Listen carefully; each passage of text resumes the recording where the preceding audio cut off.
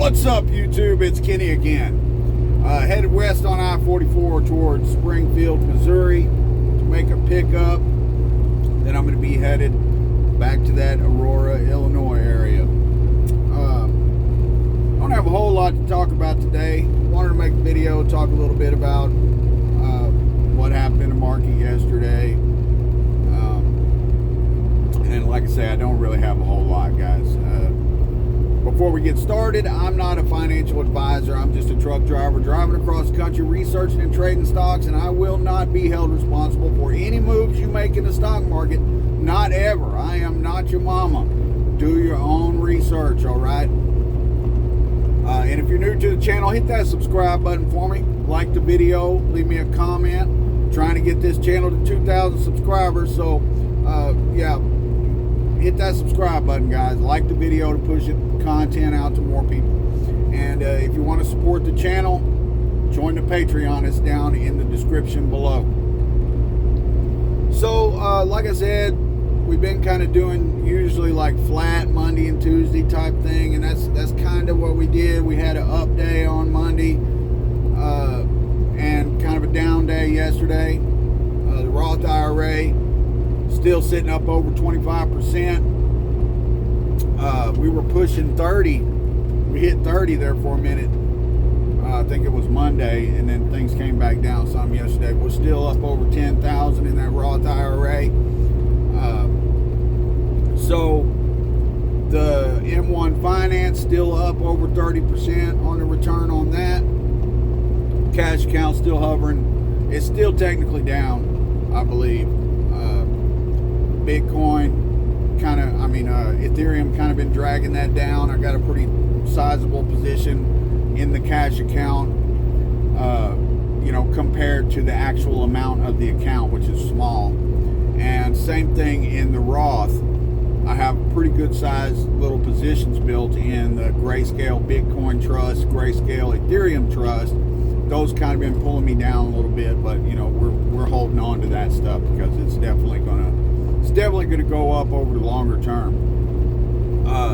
Enphase back in the green on Enphase finally, guys. I've been waiting for a long time for it to come back up. It's really started to come back up. It's up over 185 as of the close yesterday. It had hit 190 on Monday. Still looking for that to get back up in that 210 to 220 range by the end of the year, and it could go higher. All right. When I first started investing in Enphase, it was just non-stop up and up and up and up. And I kept looking for dips to buy in because I wanted to get into it, and it just never really dipped. Ended up with a cost basis of 180, but the stock was up as high as 220 before things started dropping. And I fully expect for it to get back up and beyond that price. Enphase is a company that I really believe in for long term. It's like my main play in the solar arena. And, if you do a bunch of research into it, you'll probably like it as well. It's just basically there's two companies competing in that inverter market for residential solar. You've got SolarEdge and Enphase. And well, the technology is just a lot better from Enphase for a number of reasons. And also Enphase has moved into the storage, like batteries for home solar and stuff. The technology on the inverters, just to briefly discuss why I like Enphase more, is that SolarEdge runs off of like a daisy chain, okay? So you have your solar panels on your home, and then they basically run into a single inverter, all right, which changes it from DC to AC power so it's usable by your home. Well, in a SolarEdge system, if one of the solar panels gets shaded by a tree, it affects the output of all the other solar panels. If a hailstorm happens and one of the solar panels gets broken and doesn't work, none of the solar panels work. It's kind of like a string of Christmas lights. I believe they still work that way, that if one bulb goes out, it screws up the whole chain of lights, and you have to go through and find the one that's screwed up and replace it in order to get them working again. Well, the Enphase system uses microinverters. So each solar panel has its own inverter. And so if one panel is shaded or damaged, the rest of the panels still output the full amount of power. And this is the technology that I think is going to win out over the longer term. And also there's more too. Their next generation is supposed to like feed back into the grid more efficiently and some other stuff. Basically, it's a play on, you know, profit margins are higher for these types of things than they are for the solar panels themselves because there's a lot more competition. And the same thing with the installers. You have these lower profit margins because the different companies are battling each other on price. Whereas in this inverter market, because there are only really two main competitors, SolarEdge and Enphase, the ticker symbol on those is SolarEdge is SEDG and Enphase is ENPH. But because there's only really two main competitors, they're not having to compete on price. And also because the technologies are so different, it's the technologies that are competing against one another more than it is the cheaper product wins. So that's why I like this inverter arena in the solar market, is because the profit margins are better. And I still think that at this price is a good opportunity to start getting into it in this 180 or so range.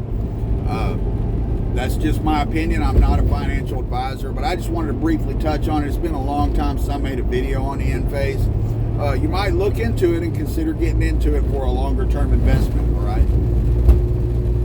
Lordstown Motors, you know, still it's been up over 11, so it had a nice move on Monday and then came back down some yesterday, but still is above where it was last week. So we're doing well. We got a nice little profit based on our cost basis. Currently still down technically and won't be even until we hit about 12. But yeah, still waiting on, like when and if news comes out about them receiving funding, I expect to get a nice pop in the stock, and then I'll start considering maybe selling out of it.